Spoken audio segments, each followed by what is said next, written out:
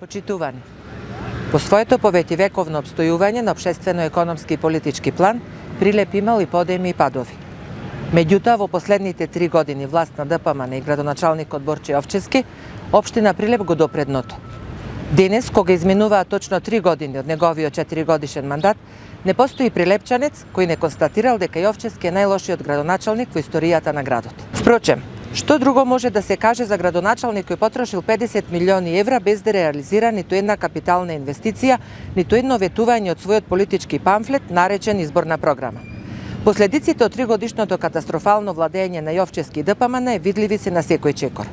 Наместо ветеното предизборно намалување, Јовчевски и ДПМН ја зголемија цената на водата. За 67% поскапеа и сметките за ѓубре. Поскапе градскиот превоз и паркингот, а данокот на имот го зголемија до фантастични 300%. Не само што нема нови градинки за 500 деца, туку за 1100 дена власт Јовчевски и ДПМН не успеа да ја стават во функција ниту градинката во Точила. Нема бесплатен оброк за учениците од 4-то одделение, ниту училишни униформи за децата од социјално загрозените семејства.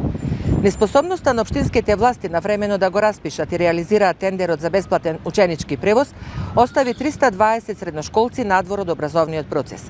Ги нема ветените катни гаражи, а од најавените 3 кружни текови, Јовчевски успеа да го започне и да не го заврши кружниот тек пред Центарот за култура Марко Цепенков, кој патем речено, со диво поставениот и сомнително набавен споменик, представува предмет за исмејување кај пошироката јавност.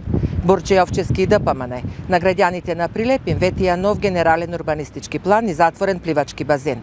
И едното и другото останаа мртво слово на хартија. Спортот го уништија, Пивофест го затворија. ДПМН и Јовчевски ги излажа и жителите на населените места.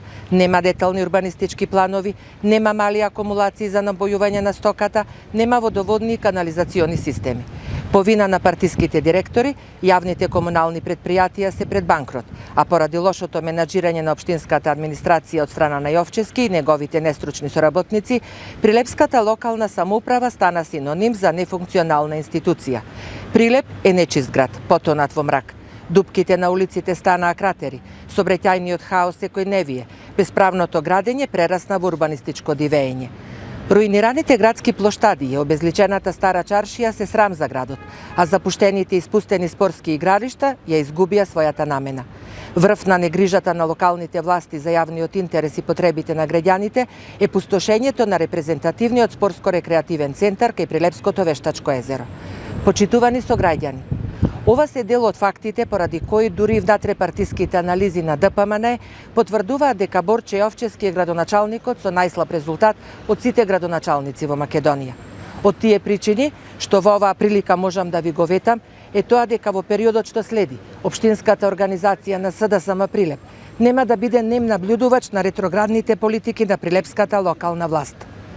Напротив, како одговорна опозиција, нашето работење ќе биде насочено кон заштита на правото на слобода на мислење и изразување на секој граѓанин и кон разоткривање и јавно обзнанување на незаконското функционирање на општинските власти, вклучително и на градоначалникот Борче Јовчевски.